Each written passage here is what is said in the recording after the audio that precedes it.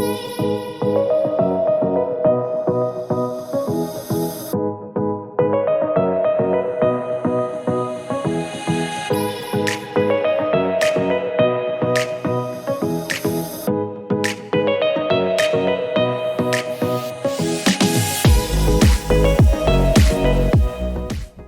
folks, and welcome to the Klipper Golf Course. Hey, today is a special day for me, a real special day, because I'm here today with my good friend, Joey Castillo. Joey Castillo is a PGA member. He's a PGA golf professional in the state of Hawaii, and he's also the PING golf company representative for the state of Hawaii.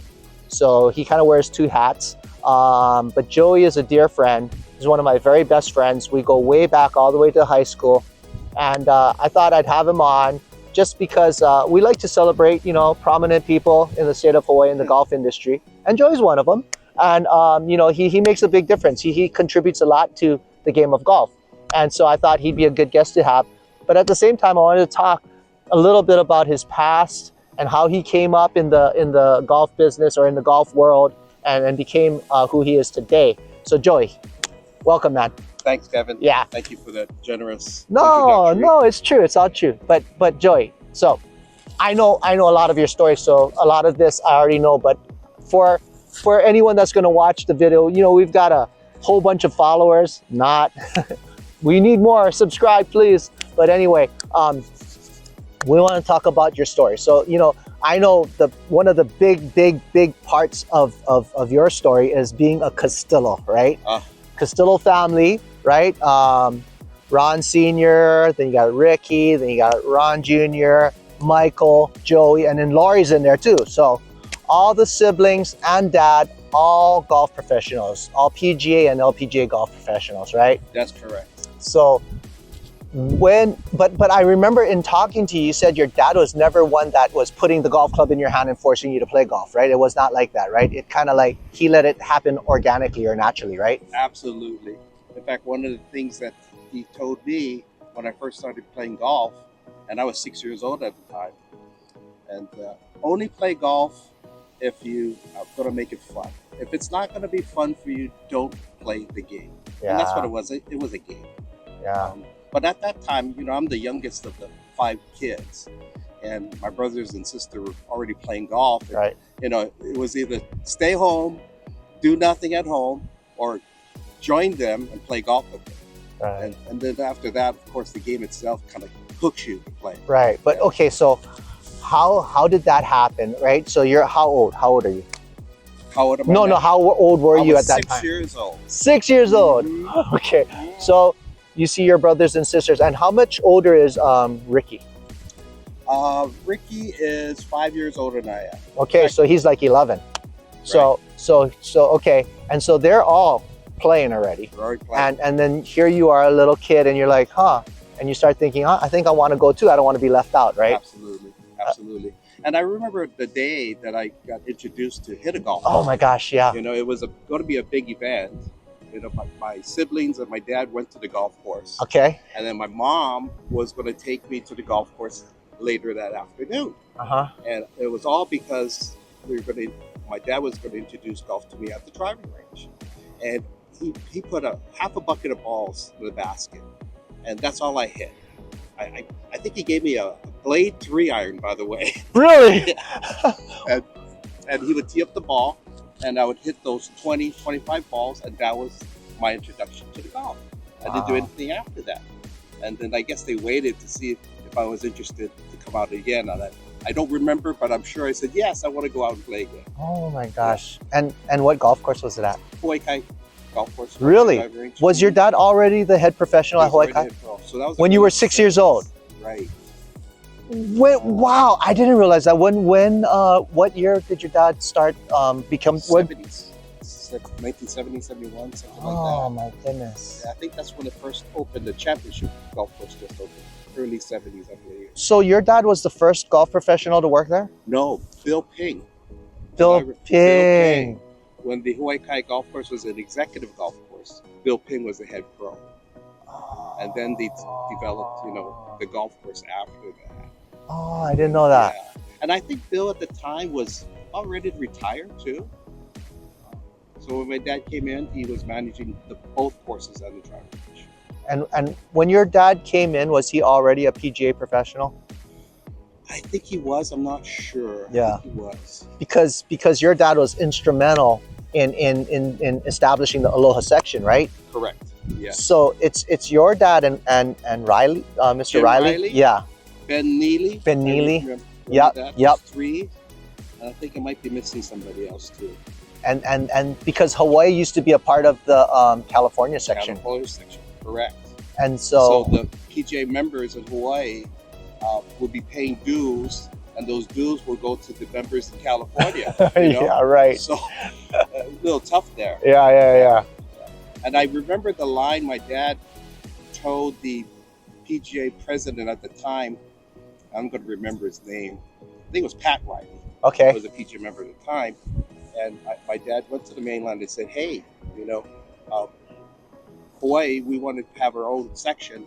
And just a reminder that when people were playing golf in Hawaii, people in California were still stepping on buffalo shit. So golf was being played in Hawaii before California. I can totally hear your dad saying that too. Well, that's why it came from the president. You know, when I was in college in California, the past president, Pat Riley, told me that stuff. You know? So that's kind of funny. Awesome. Yeah. Okay, that's great. But so now you're 6 years old.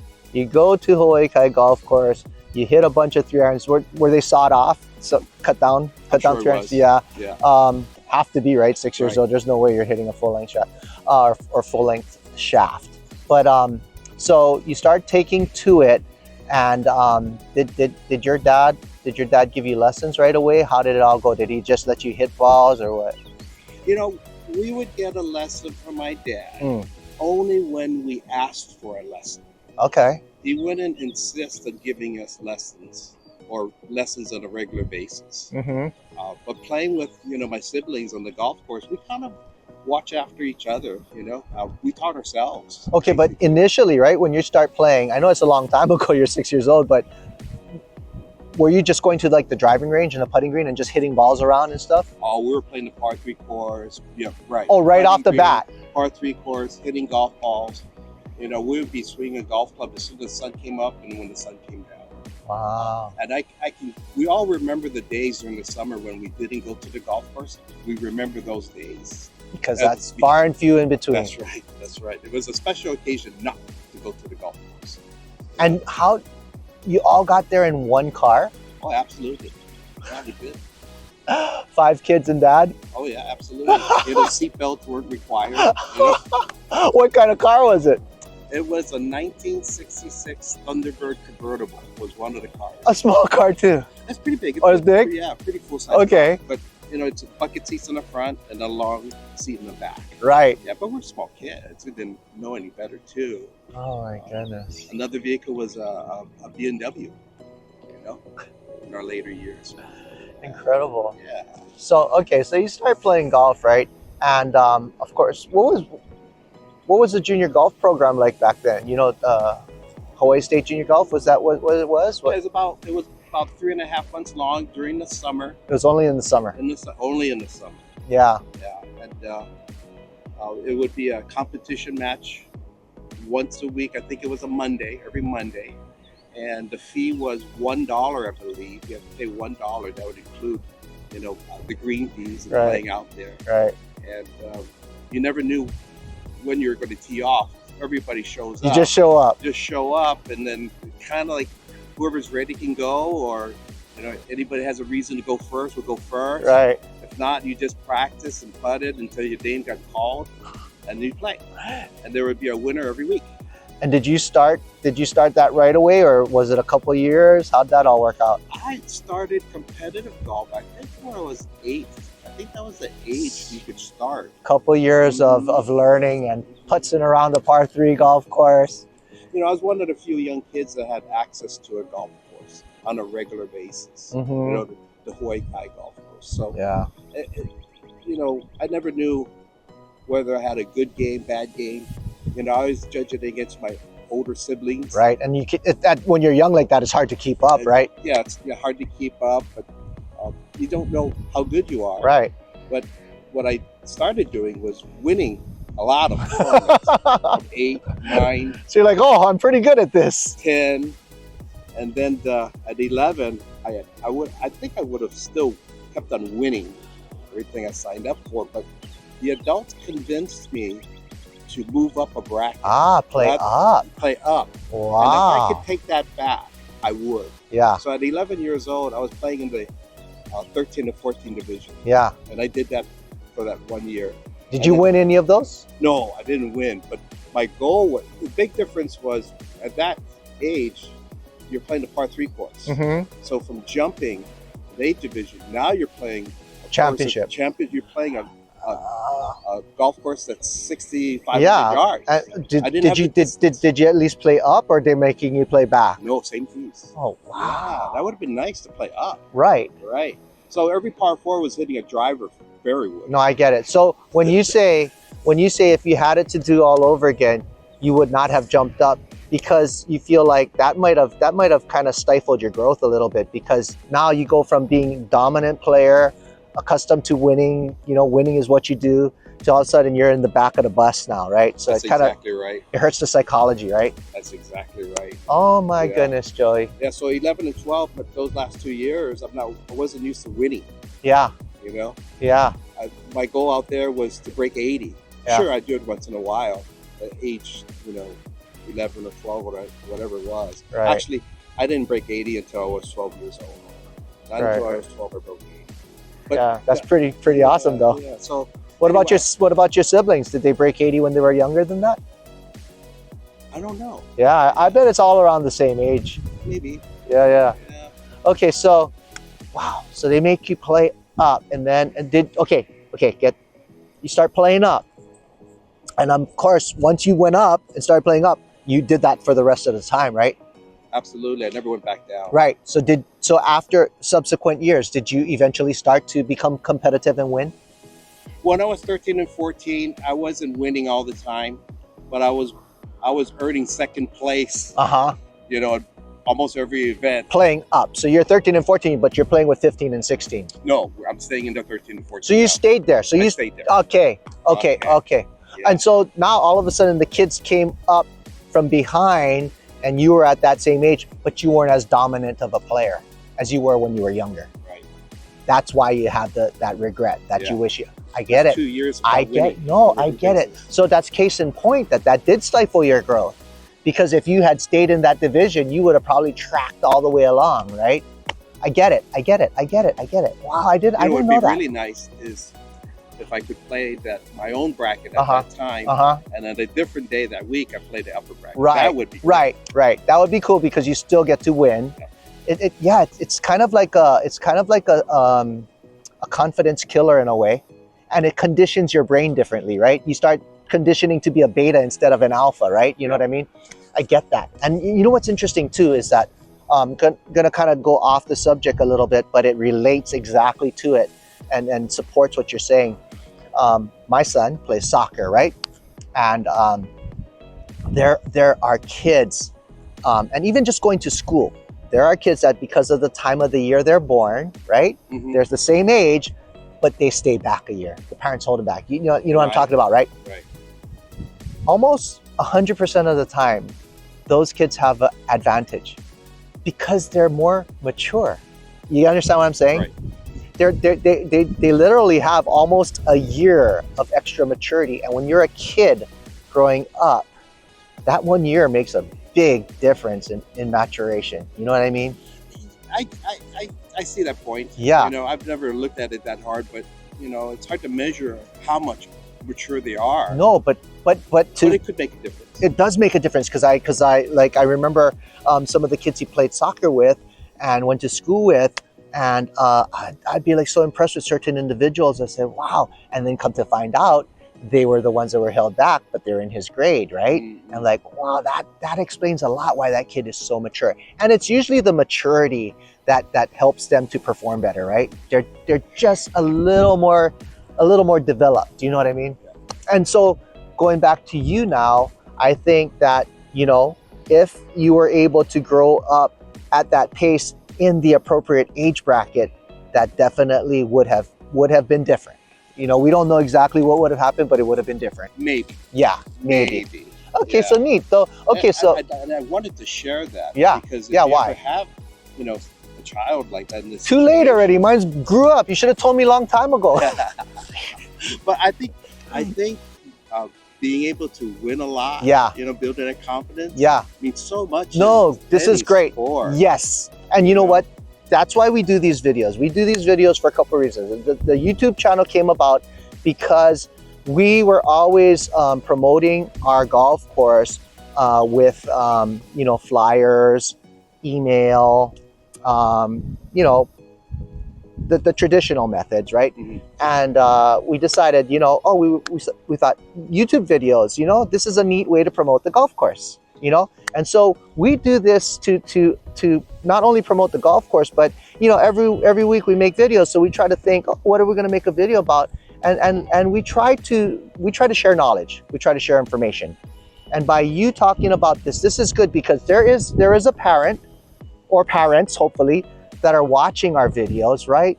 And they're learning because you're able to share something now. A parent who has a young child is able to listen to this, and that'll make a difference. If it makes a difference in one kid's life, right? Sure. And it results in a college scholarship or heaven forbid PGA Tour, you know what I mean? But what wonderful, right? One little thing that you shared could make a difference in someone's life. So thanks for sharing that. And I think it's great. Okay, so 13 and 14s come, you remain in your age bracket, you win. You're not as dominant as you were when you were six years old. And time goes on, so from 13, 14, you go 15, 16, and so on and so forth, right? So when you're upon, you know, the age when you're starting to get into high school now, right? And so now there's an overlap, high school and junior golf, right? I met you when I was in high school, but this was after you graduated. You were a freshman in college when I met you. I was a sophomore in high school. I met you at Joey Castillo Golf Course. And, but when you were a freshman in high school, freshman through senior in high school, and there was that overlap in junior golf, my understanding by talking with our friends, you know, Shane Abe, Scott Head, they shared with me back in the day how awesome you were in that time frame. Oh. So you eventually started to gain momentum back again and become dominant again, right? Oh, I don't think I wouldn't say I wasn't dominant. No. Okay. But, you know, I was moving forward as a golfer. Yeah. You know, I was hitting some of my personal goals. I was confident. There's a lot of other great players at the same time. Okay. You know, Roden Chang. Oh yeah. Buddy of mine. Huge name right there. Oh my gosh. Oh yeah. And now he's back to playing golf. Roden won Junior World, right? He won Junior World. He's also qualified at least a couple of times, I think, to represent the United States. Wow. On the boys team. Wow. Between 15 and 17, I think he did that. Oh, he was on a national team. National team. Wow. And you know what? There's a person to interview, Roden Chang. Yeah, that would be cool. That would be cool. Yeah, we got to get in touch with him. Yeah. Yeah. The Barada brothers. Mm-hmm. Mitchell and Michael, the twins. Yep. Yeah. I remember them from Olamana. And there's so many names. I know we missed a bunch, but there's a lot of people that came through the military and their kids. And they was Randy Mitchell one of them? Randy Mitchell, I'm not sure if he was one of them, but he was definitely a great player. Yeah. Somehow I thought he was military because didn't he go to Radford? He went to Radford. So I thought he was military going to Radford. You know what I mean? Right. And then he ended up working at Navy Marine. So I kind of thought, you know, that was part of, you know, I could be wrong though. That's just like I intuited that, you know. Right. And I just couldn't confirm that. I understand. Yeah. Did all that, you know. Yeah. Okay. So during the high school years and the latter junior golf years, you're doing good, but you know, there's a lot of really good players coming up at the same time. Absolutely. But so when you're playing in high school, what's the stroke average like? Where are you at? Well, as a freshman, I remember my scoring average being less than 80. Yeah. I remember the first two tournaments as a freshman, I was low medalist. Wow.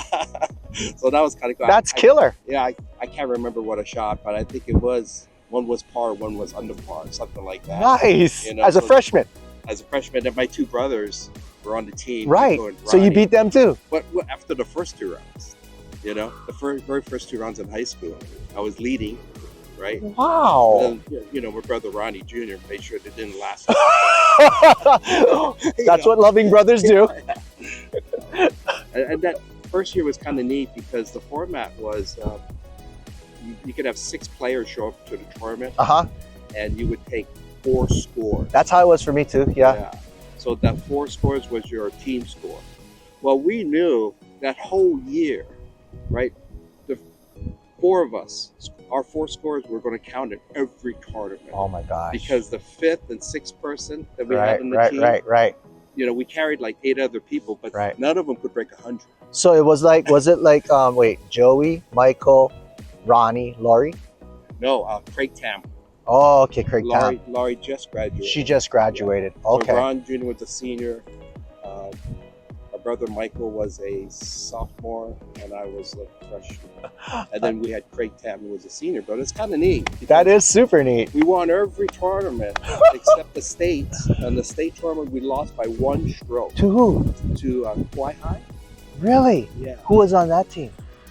Jonathan Ota. Oh, Jonathan Ota, big name there. Yeah. Darren Doy. Darren Doy. Right? Oh my gosh. Oh man. I think Russell. It's too far. Yeah, anyway, yeah. No, but those are two huge names right there. And we lost the team event by 1 stroke. Home course advantage too, with strong players. They're a good team. They're great players. Great players. But you know, to play every tournament knowing that your score is going to count, is kind of cool because you know you can't give up. Right. You know, you're grinding all the time. Right. It just makes you a stronger golfer. Right. Yeah. Oh, awesome. And so that's freshman year. By the time you're a senior, right? What is it like then? Oh, it's another great team. Right. We also finished the state finals in 2nd place, losing by 1 stroke. Oh, to who? That was to Iolani High School. Iolani. Okay. Yeah. Okay. Well, now let's fill in the blanks. So sophomore year, who's the top 4? Sophomore year. Players in our high school. Yeah, Joey, Michael, not Ronnie anymore. Ronnie graduated. Right. Joey, Michael, who else? Sophomore year. I think Shane Abe. Shane Abe came along. Maybe Richie Koyanagi. Richie Koyanagi. Okay. Right. Year after that. Michael steps out by then, right? Yeah. right. So it's Joey, Shane, Richie. Sure. Raymond Stubik. Right. Scott Head. Aaron Bengachia. Aaron Bengachia. Wow.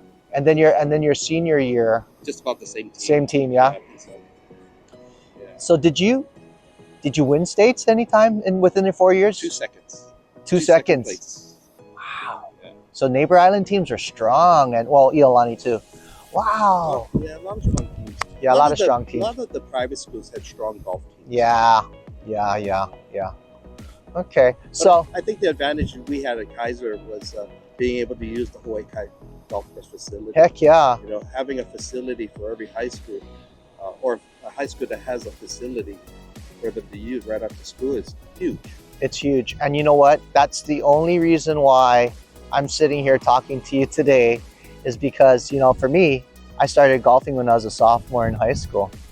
But because I had the good fortune of being with the Kaiser boys, right? Shane Abe, Scott Head, Aaron Bengachia, Raymond Stubik. I mean, that's like my indoctrination, right? That's what I come into as a beginner. These guys are so good, and I got unlimited use of the driving range and par 3 course.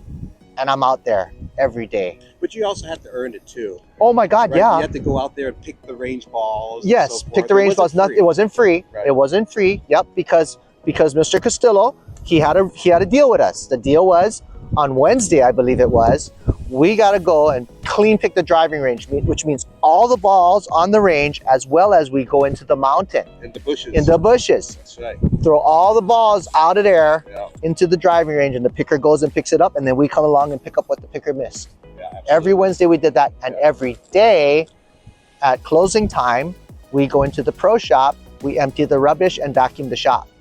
Yeah.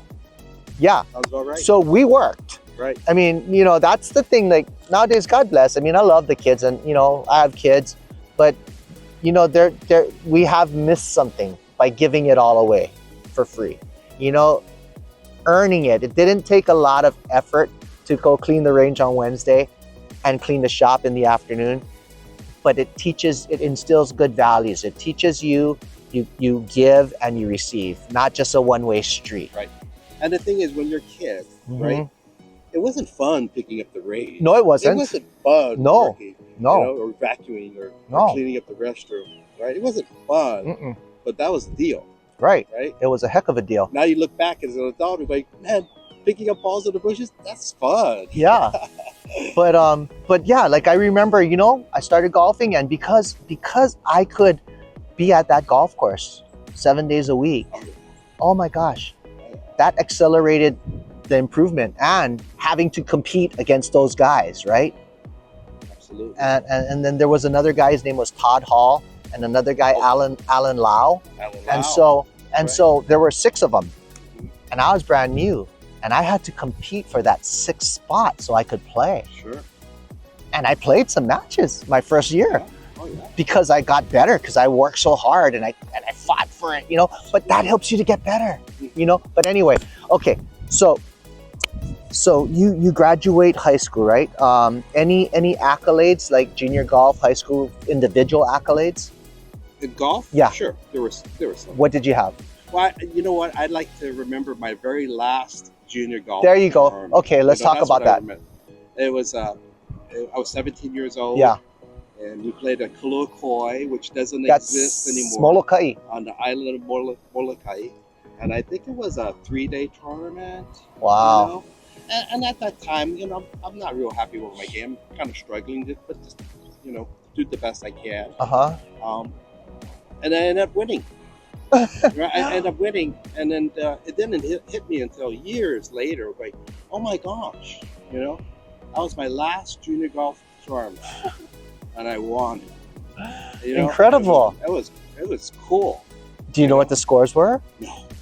Wow. I don't know what the scores were. Wow. But you know, I got reminded when I met up with Ben Neely, you know, some years back, maybe about 15 years back. Yeah. He was working at Waikele, and he gave me a picture of him presenting my trophy to me. Really? Yeah, he was the head golf professional at Klipper, and he presented my trophy, a picture of 2 of us. So I got that picture, and that's what made me remind, like, yeah, you know what? There's a lot of little things. That is wonderful. You know? Do you display that at home? Do you have it in your home office? It's somewhere in my desk. Oh, you got to put that thing up, man. That's huge. That's a big milestone in life. That's fun. Nice. That's good. Okay, so high school's wrapped up, junior golf is wrapped up. Now we go on to college, and you went to Saddleback, right? I went to El Camino. El Camino. Yeah. Why did I say Saddleback? Because some of the some other kids went to Saddleback. Okay, so in my head, I thought it was Saddleback, but it's El Camino. Got it. But maybe Case in the Kama went to Saddleback. Okay. Okay, so you go to El Camino. El Camino is a junior college, right? It's a junior college. I went there maybe for the wrong reason. Oh, really? Yeah, you know, my brother Mike was already in California working at this golf shop called Walter Keller's. Walter Keller's. And I was more excited about working in this huge golf shop than probably the school I picked. Really? Why? What were you enamored with? What was so alluring about the golf shop? It's the business side of it, you know. Really? Yeah, product selling. You know. Wow. It's kind of fun. Okay. And this was the biggest golf shop west of the Mississippi at the time. Okay, so your brothers must have been sharing with you, you know, Michael has been telling you how great it is to work there. My dad knew about it, and my brother was already working 1 year there, or a year and a half, and the owner welcomed me to join in with my brother Mike and work together, and I went to that school, but I wish I did something else. Like I remember the junior world tournament, my last junior world tournament. The Stanford men's coach was watching me play the last round. Oh boy! And I believe I came in 8th place that year. Oh, and I wow. didn't know he was watching me the last round. Okay, well, how did you find out? He talked to you, obviously, right? He offered me a scholarship a week later. What? You know that? No, I don't know that. Oh, okay. Well, I was kind of set, thinking about going to California. But anyway, I was asking. Okay, my dad. we gotta end the video because I can't talk to this guy anymore. I lost all respect. No, I'm just kidding. Well, no, that's incredible. But at the time I'm a kid, I don't know what Stanford's all about. But your sister went there, right? My sister was going there. You know a little bit. That's part of the reason why the men's coach came out and watched me, because my sister was already on the women's golf team. Right. Yeah, she was a senior.